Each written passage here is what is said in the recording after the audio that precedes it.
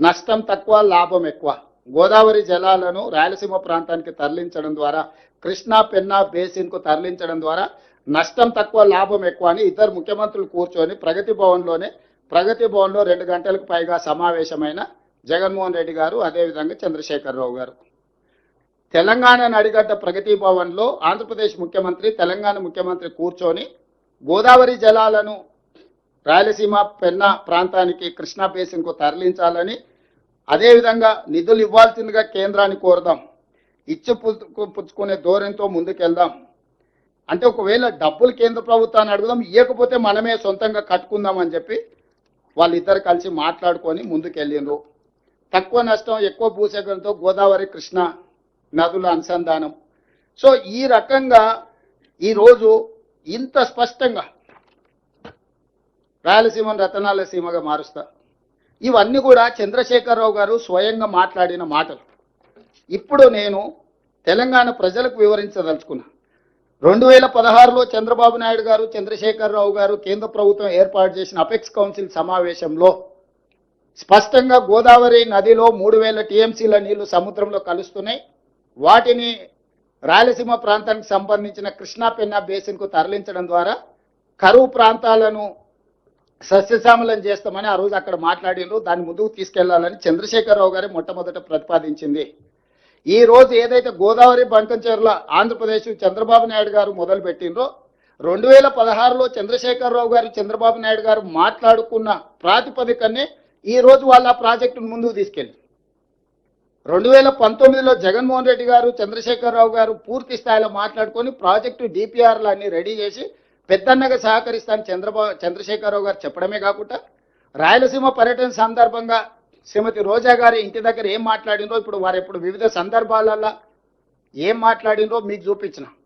ఇప్పుడు వారు ఇంత స్పష్టంగా గోదావరి జలాలను రాయలసీమకు సంబంధించిన కృష్ణా బేసిన్, పెన్నా బేసిన్కు తరలించడం ద్వారా రాయలసీమను రతనాల సీమలుగా చేస్తా అని చెప్పిన తర్వాత బేసిన్లు లేవు, భేషజాలు లేవు, మేము కలిసి పనిచేస్తాం, కలిసి ముందుకు సాగుతాం, సమర్థుడైన యువకుడు ఆంధ్రప్రదేశ్ ముఖ్యమంత్రిగా జగన్మోహన్ రెడ్డి గారు ఉన్నారు, నేను పెద్దనగా పూర్తిగా సహకరిస్తానని చంద్రశేఖరరావు గారు చెప్పిండ్రు.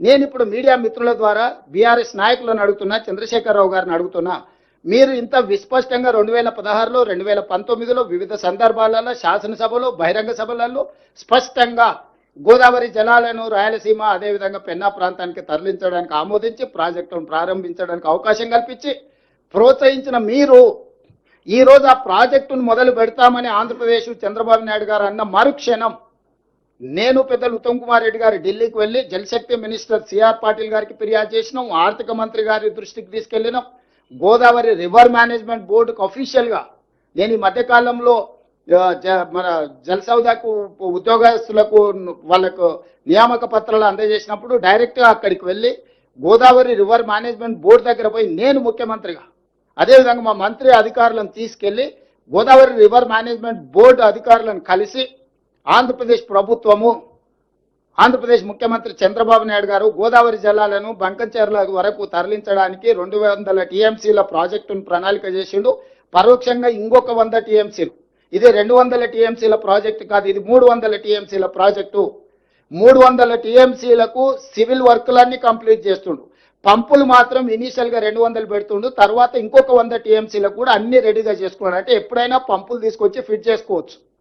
సో కాలువలు కానీ, లేకపోతే టన్నెల్స్ కానీ, లేకపోతే రిజర్వాయర్లు కానీ 300 టీఎంసీలకు సంబంధించిన ప్రణాళికలు సిద్ధం చేసుకొని ఈ వరద జలాలను లిఫ్ట్ చేసే కాదు ఇప్పుడు 200 టీఎంసీలను మాత్రమే లిఫ్ట్ చేయడానికి అవసరమైన పంపు సెట్లు పెట్టుకుంటున్నాడు. ఇది 200 టీఎంసీల ప్రాజెక్టు కాదు, ఇది 300 టీఎంసీల ప్రాజెక్టు. ఆనాడు చంద్రశేఖరరావు గారు 400 టీఎంసీలకు ప్రతిపాదన ఇచ్చిండు. 400 టీఎంసీలు తరలిస్తే 100 రోజుల్లో రోజుకు 4 టీఎంసీలు తరలిస్తే 400 టీఎంసీలు వస్తే, 400 టీఎంసీలు వస్తే కృష్ణా బేసిన్లో ఉన్న రాయలసీమకు, అదేవిధంగా పెన్నా బేసిన్లో ఉన్న నెల్లూరు, ప్రకాశం ప్రాంతాలకు కూడా నీళ్లు తరలించవచ్చు, ఆ ప్రాంతం బాగుపడుతుంది, పంటలు పండుతాయని చంద్రశేఖరరావు గారు వారికి సూచన చేసిండు. ఏ కారణాల చేతనో చంద్రబాబు నాయుడు గారు మొదటి విడతగా 200 టీఎంసీలు, మళ్ళీ విడతగా 300 టీఎంసీలు, ఇంకొక 100 టీఎంసీలు కూడా ఈ విధంగానే ఊరుకుంటే మళ్ళీ ఒకసారి చంద్రశేఖరరావు గారు వారికి ఇక కానివ్వండి అని చెప్పిండనంటే 400 తీసుకుపోయినా ఆశ్చర్యం లేదు. ఈరోజు అందుకే మేము రోడ్డు మీద పడి ఆగి చేయదలుచుకోలే. ఎందుకంటే మేము బాధ్యతతో ఉన్నాం, బాధ్యతతో కూడుకున్న విధానాలని ఆచరించాలనుకున్నాం. అందుకే ఈ ప్రాజెక్టు ప్రతిపాదన జరిగిన ఎంబడే, చంద్రబాబు నాయుడు గారు అక్కడి శాసనసభలో మాట్లాడిన ఎంబడే నేను ఉత్తమ్ కుమార్ రెడ్డి గారు వెళ్ళి స్పష్టంగా గోదావరి రివర్ మేనేజ్మెంట్ బోర్డుకి మేమే సొంతంగా వెళ్ళి ఫిర్యాదు చేసినాం. గోదావరి రివర్ మేనేజ్మెంట్ బోర్డు తర్వాత జలశక్తి మంత్రి దగ్గరకు వచ్చి ఫిర్యాదు చేసినాం. అదేవిధంగా ఆర్థిక మంత్రి గారికి వేరే సందర్భంలో కలిసినప్పుడు ఈ అంశాలను ప్రస్తావించడం, ఎందుకంటే కేంద్ర ప్రభుత్వం ఆర్థిక సహాయం అందించబోతుంది.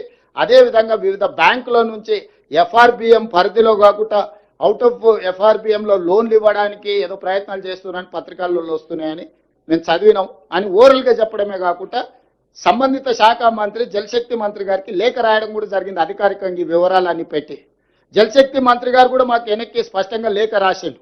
ఇంతవరకు వాళ్ళు మాకు ప్రాజెక్టు రిపోర్టే ఇవ్వలేదు, ప్రాజెక్టు రిపోర్టు మీ అభ్యంతరాలను పరిగణలోకి తీసుకోకుండా అనుమతి ఇచ్చే సమస్యనే లేదు, ఏ రకంగా కూడా ఇంతవరకు మా దృష్టిలో లేదు, మేము ఖచ్చితంగా చర్యలు తీసుకుంటాం. సిఆర్ పాటిల్ గారు మళ్ళీ ఉత్తమ్ కుమార్ రెడ్డి గారికి లేఖ రాయడం జరిగింది.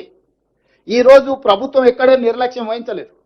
ప్రభుత్వము రాజ్యాంగబద్ధ సంస్థలు కేంద్ర ప్రభుత్వానికి అన్ని రకాలుగా ఫిర్యాదులు చేయడం, అధికారికంగా లేఖలు చేయడం, కలవడము, పోవడము, రావడము, అన్ని విషయాలను క్షుణ్ణంగా బాధ్యతాయుతంగా మేము ముందుకు తీసుకువెళ్తున్నాము. ఉన్న పలంగా హరీష్ రావు గారు బయటకు వచ్చేసి మొత్తం తెలంగాణకు అన్యాయం జరిగిపోతుంది, మొత్తం నీళ్ళన్నీ తరలించుకుపోతున్నాడు చంద్రబాబు నాయుడు, రేవంత్ రెడ్డి మౌనంగా ఉన్నాడు, ఉత్తమ్ కుమార్ రెడ్డి గారు ఉత్తగానే కూర్చున్నాడు అని బకెట్లో బురద తీసుకొని చల్లుకుంటే వెళ్తున్నాడు. అయ్యా, ఈ పాపానికి పునాది వేసింది మీ మామగారు. ఆ రోజు నువ్వు మంత్రి, నువ్వే ఆ సమావేశంలో ఉన్నావు. అయితే గీతే ఎవరినైనా శిక్షించాలంటే చంద్రశేఖరరావు గారిని, హరీష్ రావు గారిని శిక్షించాలి. ఒకవేళ గోదావరి బేసిన్లో తెలంగాణ ప్రాజెక్టులకు అన్యాయం జరిగి తెలంగాణ ప్రాజెక్టులకు ఒకవేళ తీరని ఏదైనా ద్రోహం జరిగితే ఉరిదీయాల్సింది చంద్రశేఖరరావును, హరీష్ రావునే. సర్వ పాపాలు చేసింది మీరు, పాపాల భైరవులు మీరు, తెలంగాణకు అన్యాయం చేసింది మీరు. కాంట్రాక్టర్లు ఇచ్చే కమిషన్లకు మీ ఇద్దరి కలయికనే ఒక కాంట్రాక్టర్ పెట్టిన సమావేశం. ఆ కాంట్రాక్టర్ పెట్టిన సమావేశంలో మీరిద్దరు, ఆయన సూత్రధారి అయితే కాంట్రాక్టర్, మీరిద్దరు పాత్రధారులుగా కూర్చొని కమిషన్లకు కక్కుర్తిపడి 400 టీఎంసీలు గోదావరిలో వరద జలాలు ఉన్నాయి, రాయలసీమకు పెన్నా ప్రాంతానికి తరలిస్తామని అన్ని కుట్రలు చేసి ఈరోజు మీ చేతిలో లేకుండా పోయిందని చెప్పి ఆ బురదంతా తీసుకొచ్చి మాకు అంటించాలనే ప్రయత్నం చేయడం ఇది భావ్యమా? అందుకే ఈరోజు స్పష్టంగా తెలంగాణ ప్రజలకు నేను చెప్పదలుచుకున్నా, వీళ్ళు ఏ రోజు కూడా తెలంగాణ ప్రయోజనాల కోసం కృషి చేయలేదు. ఈ రోజు కృష్ణా బేసిన్లో ఉమ్మడి రాష్ట్రంలో ప్రారంభించిన ఏ ఒక్క ప్రాజెక్ట్ అయినా మనకు ప్రధానమైన ఆధారం Krishna basin, Godavari basin. Krishna basin మీదకి వద్దాం. ఉమ్మడి రాష్ట్రంలో సాగునీటి ప్రాజెక్టుల్లో తెలంగాణ ప్రాంతానికి అన్యాయం జరుగుతుంది కాబట్టి నీళ్లు, నిధులు, నియామకాలనే నినాదంతో రాజకీయ పార్టీని మీరు ముందుకు తెచ్చుకొని అధికారంలోకి వచ్చి ఆ నీళ్లకు సంబంధించి కృష్ణా బేసిన్ మీద ఉమ్మడి రాష్ట్రంలో మొదలుపెట్టిన ఒక్క ప్రాజెక్ట్ అయినా పూర్తి చేసిండ్రా చంద్రశేఖరరావు గారు?